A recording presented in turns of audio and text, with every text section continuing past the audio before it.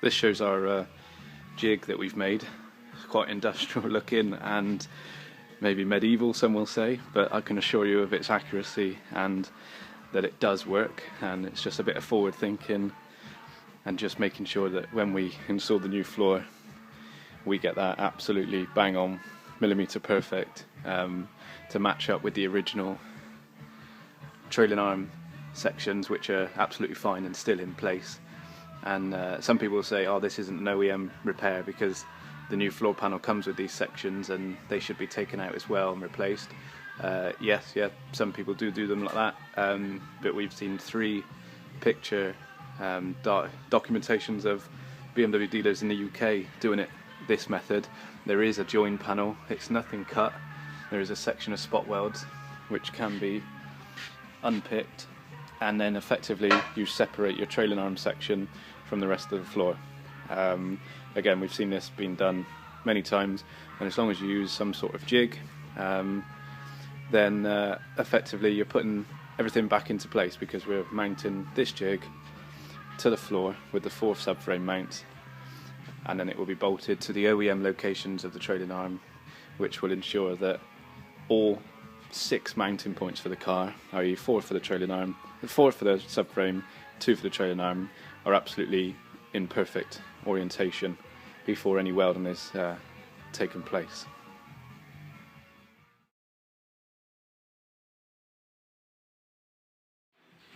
So this is the floor, the rear axle carrier panel, all prepped up and going to be installed next. We just need to do a light coating of weld through primer on all the bare sections. We've added a few more spot welds into the left rear corner.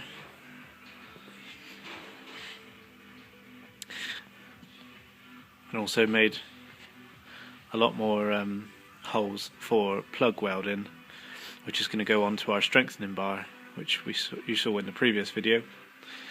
And the rest of the panel doesn't get touched or altered. This being the stronger piece, i.e. new metal effectively, we plug weld into this panel as much as possible. The only time holes are drilled are when we have to do it in reverse the other way round, when you can't access something from the other side, so you have to plug weld in reverse. But this is all now cleaned up, and the front section goes on after, the supporting piece. So we're just going to install the jig now that we've made and get it onto the car.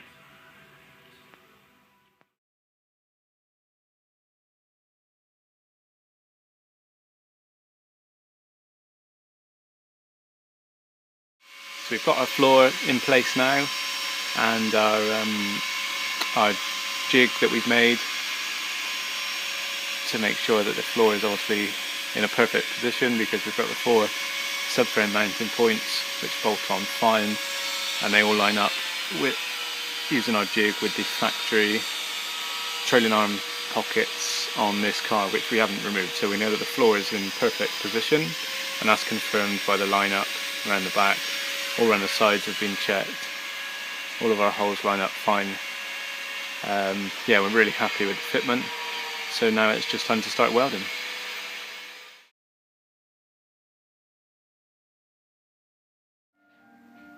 The rear axle carrier is now welded in fully.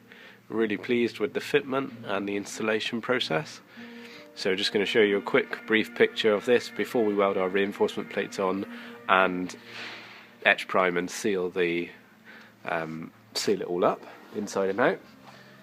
So we're at the back of the car looking forward. That's where the fuel tank sits in there, and this is obviously where the rear axle or the subframe all line up. So the axle carrier panel is welded all the way around the perimeter, around the rectangle shape that it is, and then also internally in the spring perch area, and then also in a rectangle section in the middle of the panel as well, where it meets other components of the chassis inside the car.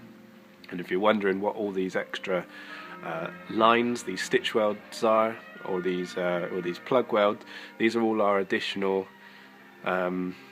welds, which are going to greatly strengthen this panel to the rest of the car, completely Probably overkill, most will say, but I mean, if you're doing it, it's only worth doing it right. So we've got, I think we counted 19 plug welds just above my finger, going all the way across the very back edge of the rear axle carrier panel, as opposed to the factory has 6.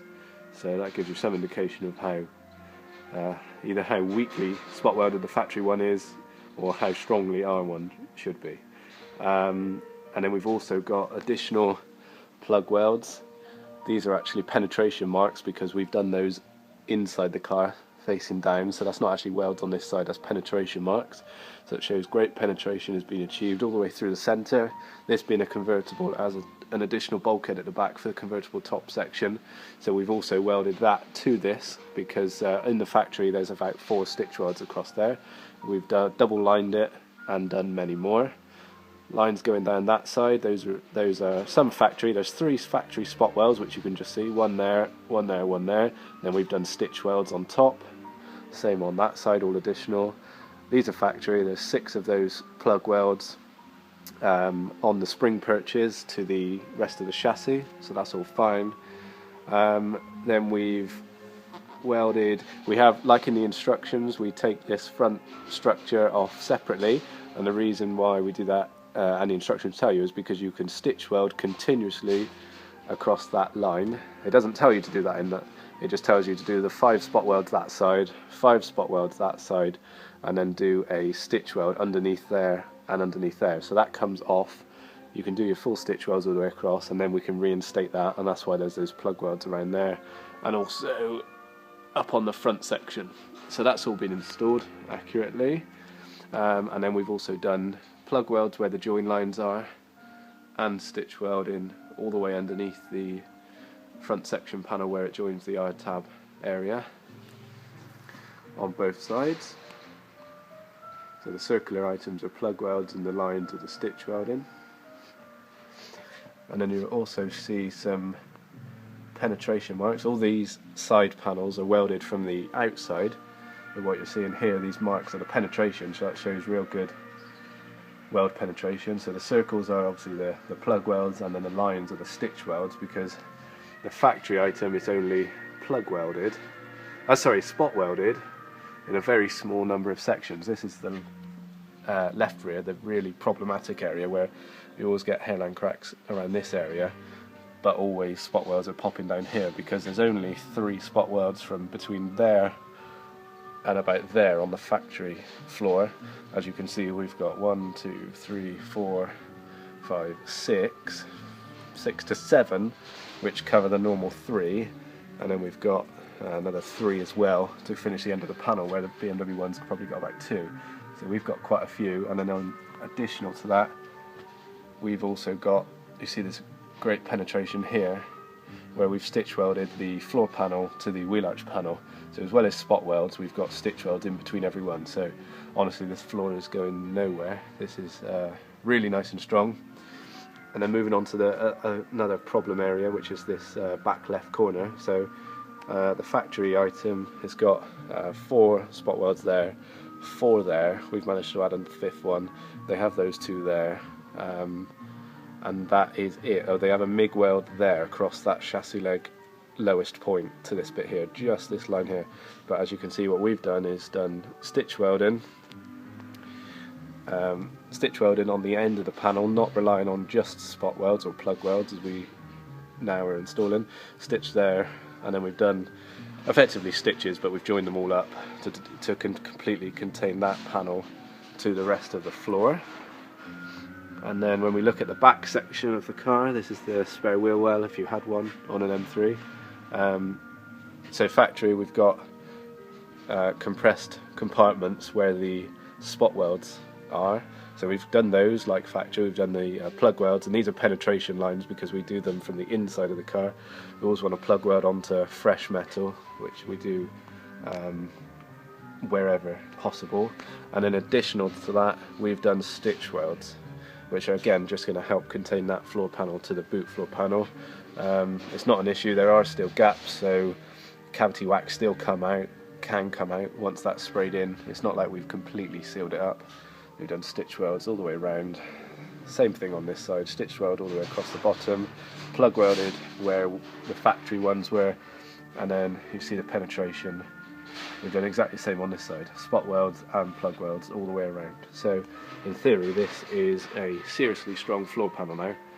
And then on top of that we're going to put our Redish Motorsport reinforcement plates, which I can show you now actually.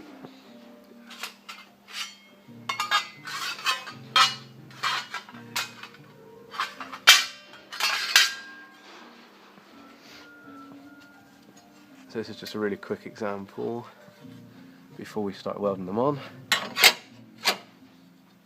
So just like that, I've got an excellent fit all the way around, and if you can just see up there, you should see a really nice hole line up into the thread as well. So we've got those in 4 places to cover the subframe, strengthen all that up, and we'll update the video shortly.